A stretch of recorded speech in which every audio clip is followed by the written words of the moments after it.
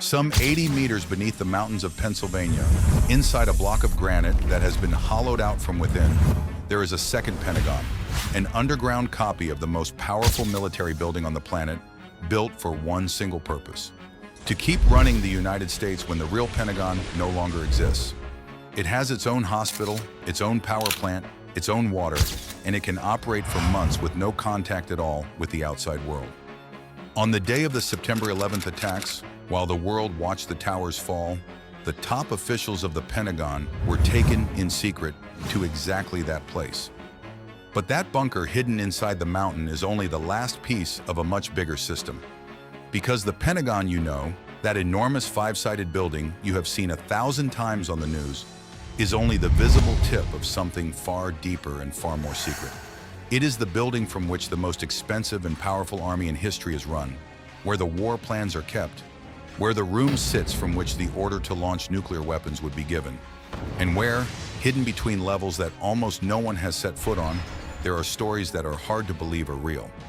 Today we are going to walk into the Pentagon and go through it layer by layer, from its endless corridors at the surface all the way down to the buried secrets that the government of the United States has never fully told. And we are going to start with a question that few people ask when they look at that giant building from the outside. How is it possible that the headquarters of the most advanced army in the world was built entirely in barely 16 months? Because that is the first impossible thing about the Pentagon. It is not just enormous. It is that they put it up at a speed that today seems like it belongs to another planet. A building this size should have taken 4 years or more to construct. The Pentagon was finished in roughly 16 months. And here is the first detail that gives you chills. One of those that sounds invented and is completely real. Construction began on September 11th, 1941, exactly 60 years, to the day, before a plane crashed into that very same building on September 11th, 2001. The same date, 6 decades apart. The day the Pentagon was born was the same day on which, 60 years later, it nearly died. They built it that fast because there was a war on. It was the middle of the Second World War, and the United States urgently needed a single building capable of bringing together its entire military command, which until then was scattered across dozens of separate offices. In charge of that colossal job was a military man determined to finish it at any cost. And under his orders, overseeing the day-to-day of the construction, was an Army colonel named Leslie Groves. Remember that name because the moment he finished putting up the Pentagon, that same man was placed in charge of the most secret project in history, the program that built the first atomic bomb. The man who built the home of American military power was, right afterward, the man who built the weapon that changed everything. But let's go back to the construction site because there was a huge problem. Steel, the material skyscrapers are built with, was rationed to make weapons, ships, and tanks. They could not spend it on a building. So they did something brilliant. They built almost the entire Pentagon out of reinforced concrete instead of steel. And to save even more metal, instead of filling the building with elevators, which need a lot of steel, they filled it with concrete ramps that people walk up and down between floors. For decades, the entire Pentagon had a single passenger elevator reserved for the Secretary of Defense. Everyone else, thousands of people, went up and down on foot along the ramps. And the spot where they planted it was no ordinary spot either. It was a swampy, muddy patch of ground next to the Potomac River, land so undesirable that the neighborhood right beside it was called, quite literally, Hell's Bottom. To be able to build on a marsh like that, they had to move millions of cubic meters of earth and drive more than 40,000 concrete piles into the mud, just so the building would not sink. And even so, with all of that, parts of the Pentagon's basement have sunk almost 30 centimeters since it was built, slowly swallowed by the soft ground it rests on. But why does it have 5 sides? Why that strange Pentagon shape that gives it its name? The answer is one of those accidents of history. The piece of land they first chose was bordered by 5 roads that formed, more or less, an irregular pentagon. So the architects designed the building with 5 sides to fit into that gap. But then President Roosevelt decided to move the project somewhere else, a little farther south, because the building was so gigantic it was going to block the view between Washington and Arlington National Cemetery. The problem was that redesigning it from scratch would have cost too much time, and there was a war waiting. So they kept the five-sided shape even though it was no longer needed. The most famous building in the world has its iconic silhouette out of pure wartime haste. And let me show you that size for real, because the Pentagon's numbers are hard to picture. Inside, it has about 28 kilometers of corridors. 28 kilometers. And yet it is so cleverly designed that in theory, you can walk between any 2 points in the building in about 7 minutes. I say in theory, because inside it is such a fiendish maze that getting lost is the normal thing. They say even decorated generals have lost their way in its identical corridors, and that more than one has needed to be rescued, asking door by door. It has 5 concentric rings, one inside another, connected by 10 corridors that cross them like the spokes of a wheel. It has almost 7,800 windows, more than 4,000 clocks, 284 restrooms. Around 23,000 people work inside it every day, an entire population packed into a single building. For almost 80 years, it was the largest office building on the planet. It is literally a walled city with 5 sides. And inside that city, there is a detail almost no one knows, and one that says a great deal about the era it was built in. The Pentagon was built with twice as many bathrooms as it actually needed. Why? Because the laws of that state in those years required bathrooms to be separated by race, some for whites and others for black people. So duplicate bathrooms were built to comply with that racist law. But President Roosevelt had banned discrimination in government buildings and ordered the segregation signs taken down.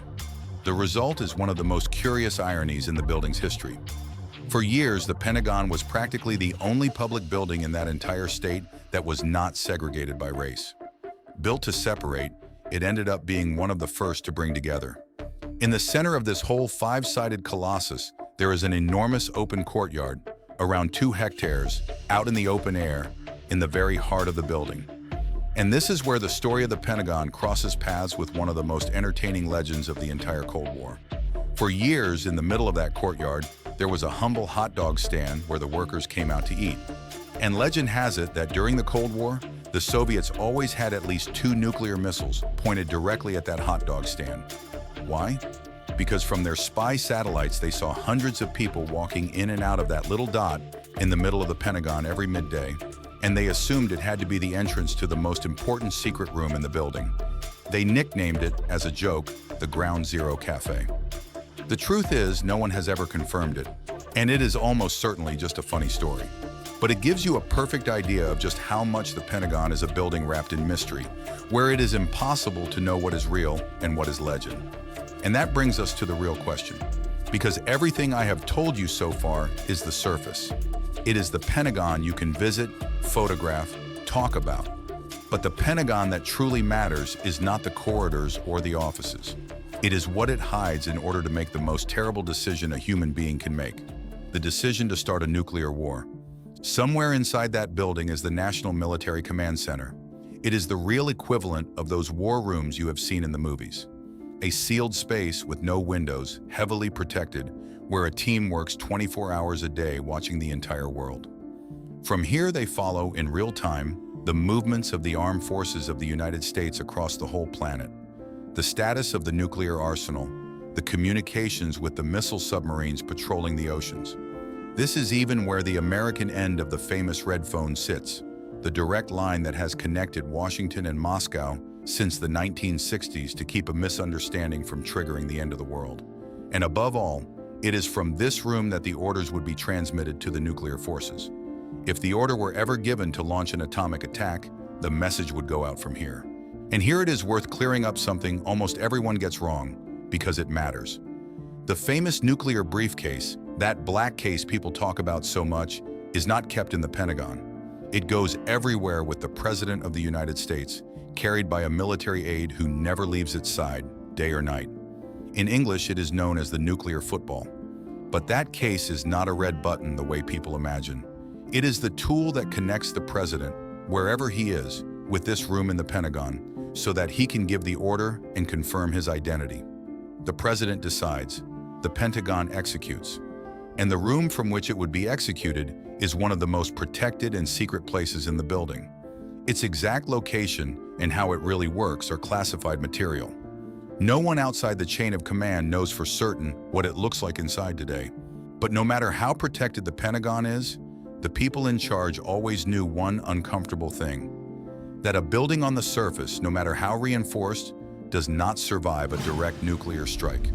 And this is where we go down to the deepest and most secret level of this entire story. Because if the Pentagon fell, the United States has a second Pentagon ready, hidden underground. It is called Raven Rock, though many know it simply as Site R, or the Underground Pentagon. It is carved inside a granite mountain in Pennsylvania, a short distance from the president's retreat. They began building it in the 1950s, at the height of the Cold War, with one single mission: to be the backup command center, the place from which the United States would keep running its army if the Pentagon were destroyed in a nuclear attack. Inside, it is a small underground city, with entire multi-story buildings raised inside the hollowed-out rock, with its own power, its own water, its own air, capable of surviving sealed off for months. For decades, its existence was an absolute secret. The government did not officially acknowledge it until the 1990s. And it is not an empty set that has never been used. On September 11th, 2001, when the plane crashed into the Pentagon and no one knew how many more attacks were on the way, several of the top officials of the Department of Defense were evacuated to precisely that mountain. The secret plan to keep the government running in case of catastrophe, a plan designed during the Cold War, was actually activated that day. The bunker that had spent half a century waiting for an apocalypse that never came was finally used in the greatest crisis the country had faced in generations. And like everything surrounding the Pentagon, legends float around Raven Rock too. It is said there are secret tunnels connecting it to the presidential retreat or even to other bunkers. That has never been confirmed and is very probably just that, a legend. But there is one fact that is completely real and that almost no one knows. In the 1960s, at the most tense point of the Cold War, the government seriously studied an even more extreme project: a bunker dug more than 1,000 meters deep, directly beneath the Pentagon area, designed to withstand the direct impact of several nuclear bombs. It was planned, it was calculated, it was proposed to the president, and in the end it was never built. But for a time, the United States came close to burying its command center 1 kilometer underground. And here we reach the moment that ties this whole story together. Because everything we have seen, the endless corridors, the concrete ramps, the windowless command room, the bunker in the mountain, all of it was put to the test on a single day. On September 11, 2001, at 9:37 in the morning, a hijacked plane crashed at full speed into one of the sides of the Pentagon. 184 innocent people died, 125 inside the building and 59 aboard the plane. It was one of the most shocking and painful attacks ever suffered on American soil. But there is a detail of that day that seems like the work of fate. The plane crashed into the only part of the Pentagon that had just been renovated and reinforced. At that moment, they were modernizing the building section by section, and that particular section was the first one already finished, with reinforced walls, blast-resistant windows, and steel reinforcements. Those reinforcements held long enough to delay the collapse of that part of the building by around half an hour. And that half hour allowed many people to get out in time. If the plane had hit any other section, still unrenovated and completely full of people, the death toll would have been far higher. The sheer chance of where it struck saved hundreds of lives.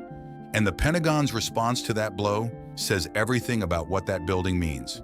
They rebuilt it at an astonishing speed. They called the operation the Phoenix Project, after the bird that rises from its ashes. And less than a year after the attack, the offices sitting right above the point of impact were occupied again, working with people inside them. The building that had been born in record time during a war rose again in record time after the worst blow of its history. So let's recap what we have walked through together. A giant building put up in barely 16 months on top of a swamp, begun exactly 60 years before the day it would be attacked. Built with concrete and ramps instead of steel because of a war, with 28 kilometers of corridors and 23,000 people inside, with a secret windowless room from which the order to launch nuclear weapons would be given. with a second Pentagon hidden inside a mountain in case the first one falls. And with a story, that of the bunker 1 kilometer deep, that very nearly became real. And here is the idea I want you to take away. The Pentagon people see, that 5-sided building that shows up on the news is only a shell. Inside and underneath, it is something far more unsettling. It is the brain of the most powerful military machine that has ever existed. A brain designed to survive even the end of the world, with backup copies buried in mountains in case the main one disappears. It is a building constructed quite literally with the day it would no longer exist in mind.